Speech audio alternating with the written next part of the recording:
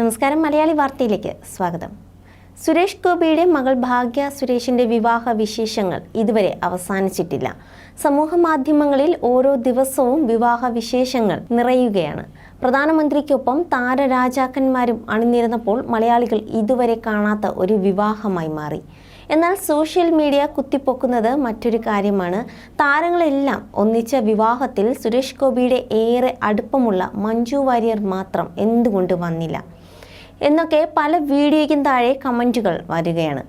എന്നാൽ സുരേഷ് ഗോപി മഞ്ജുവിനെ കല്യാണം വിളിച്ചില്ല എന്നും ദിലീപ് കുടുംബത്തെയാണ് വിളിച്ചതെന്നും അതിൽ മഞ്ജു വിഷമം അറിയിച്ചിരുന്നു എന്ന തരത്തിലൊക്കെ വാർത്തകൾ പുറത്തു വന്നിരുന്നു. കൂടാതെ കാവ്യയും മകൾ മഹാലക്ഷ്മിയും ഗുരുവായൂരിൽ എത്തിയിരുന്നു. ഇതിൻ്റെ ചിത്രങ്ങളും പുറത്തു വന്നിരുന്നു. എന്നാൽ കാവ്യയും മകളും അമ്പല പരിസരത്തോ ഓഡിറ്റോറിയത്തിലോ വന്നതായി ചിത്രങ്ങളിലൊന്നും കണ്ടിട്ടില്ല. പിന്നാലെയാണ് താരത്തിന് അമ്പലത്തിൽ കയറാൻ പറ്റാത്ത സാഹചര്യം ആയതുകൊണ്ടാണ് അമ്പലത്തിൽ കയറാത്തത് എന്നുമാണ് കാവ്യ ഫാൻസ് കമൻറ്റ് ചെയ്യുന്നത്. എന്നാൽ മഞ്ജു വരാത്തതിൻ്റെ കാരണം സുരേഷ് ഗോപി വിളിച്ചു, പക്ഷേ ദിലീപും കുടുംബവുമുള്ള പൊതുചടങ്ങിൽ മഞ്ജു പോകാതെ മാറി നിൽക്കുന്നത് കൊണ്ടാണെന്നും അങ്ങനെ സംഭവിച്ചാൽ മീഡിയക്കാർ കല്യാണം മറന്ന് ഇരുവരുടെയും കൂടെ പോകുമെന്നും ഗോസിപ്പുകൾ ഉണ്ടാകുകയും ചെയ്തു.